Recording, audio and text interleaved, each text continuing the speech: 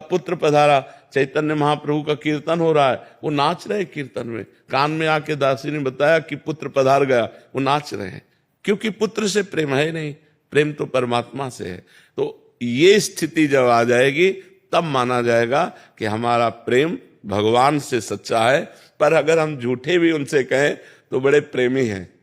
अगर उनसे झूठे भी कहें भगवान हम आपसे प्यार करते हैं, कोई ऐसे कहे ना कि भगवान हम आपसे प्यार करते हैं, वो मान लेते हैं। वो इतने कृपालु है कि झूठे से कह दो कि नाथ मैं आपकी शरण में हूं तो संभाल लेते हैं। और कोई सच्चाई से शरणागत हो जाए तब तो क्या कहना है, फिर तो निहाल ही कर देते हैं। कृष्णा शर्मा जी राजस्थान से। श्री हरिवंश महाराज जी भजन नहीं बन रहा, भाव भी नहीं है, बट अंदर एक बात है कि नाम जब निरंतर नहीं होने पर एक निश्चिंतता है कि हमें शामा शाम इसी जन्म में मिलेंगे, हमें निकुंज जाने का पास नहीं नहीं नहीं नहीं नहीं, गलत। नाम जब नहीं चल रहा और हम ऐसे मान लें, नहीं, हम श्यामा श्याम का भरोसा, लेकिन हमारा प्रयत्न, अगर हम प्रयत्न में प्रमाद करते हैं तो ये बात ठीक नहीं है, ये बात ठीक नहीं है। हम श्यामा श्याम से भी यही प्रार्थना करेंगे कि आप मिलो या ना मिलो, लेकिन आपकी स्मृति हमारे से ना जाए। हमारे जो आचार्यों ने, महापुरुषों ने, जो हमारे गुरुजनों ने, जो हमारे संतों ने प्रभु से संबंध रखकर मांगा है, वो यही मांगा है कि आपका विस्मरण ना होने पावे। यत्र यत्र मम जन्म कर्म भीर नारके परमे पदे अथवा राधिका रत निकुंज मंडली तत्र तत्र हृदय में विराजताम। जहां जहां मेरा जन्म हो, मेरे कर्म के अनुसार, चाहे नरक में हो चाहे परम पद में जाना पड़े, लेकिन लाडली आप और आपका पूरा परिकर मेरी स्मृति में बना रहे।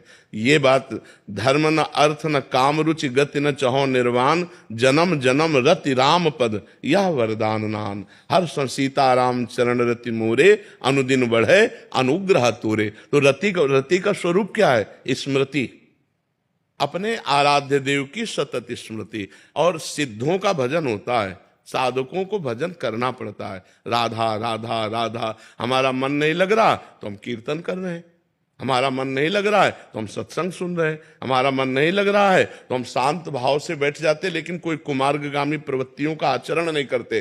तो तमोगुण आया है, रजोगुण आया है, थोड़ी देर में बदल जाएगा, फिर आधा राधा। अब ऐसा नहीं कि हमारा भजन हो ही ना, आश्रय पक्का है, तुम्हारी बात पक्की हम मानते हैं, लेकिन प्रयत्न में प्रमाद नहीं।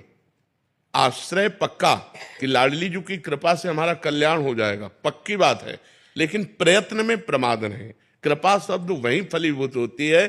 देखो गोस्वामी तुलसीदास जी ने कहा है, मन क्रम बचन छाड़ी चतुराई, भजत कृपा करी है रघुराई। मन से, वचन से, कर्म से चतुरता का त्याग करके जो भजन करता है, भगवान की विशुद्ध कृपा का पात्र वही बनता है। हमें चाहिए कि जितना हमसे बने उतना हम प्रभु का खूब नाम जप करें, भगवान के आश्रित रहें।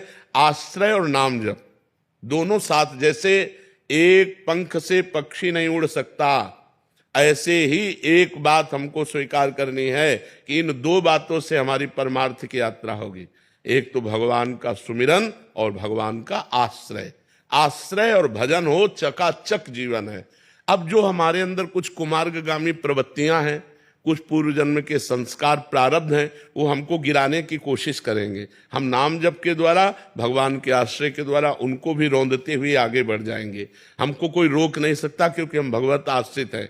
हमारे भजन को रोक सकते हो क्योंकि हमारा अभ्यास ढीला है, लेकिन हमें नहीं रोक सकते क्योंकि हम भगवत आश्रित हैं। पर हमारा प्रयत्न बार बार भजन का होना चाहिए, भजन बार बार हम करें। भजन के लिए ऐसा ना करें कि हमारा भजन भी नहीं होता तो चलेगा, नहीं, फिर नहीं चलेगा, फिर नहीं चलेगा। जैसे पतंग है प्रिया प्रीतम और डोरी है नाम। डोरी हम खींचेंगे तो प्रिया प्रीतम रूपी पतंग हमारे पास आ जाएगी। अगर नाम रूपी डोरी ही छोड़ दी तो संशय है फिर प्रिया प्रीतम रूपी पतंग को पकड़ पाना। पतंगो यथा त्वाम अनुभ्राम्यमाणः, जैसे पतंग है वैसे डोरी को जब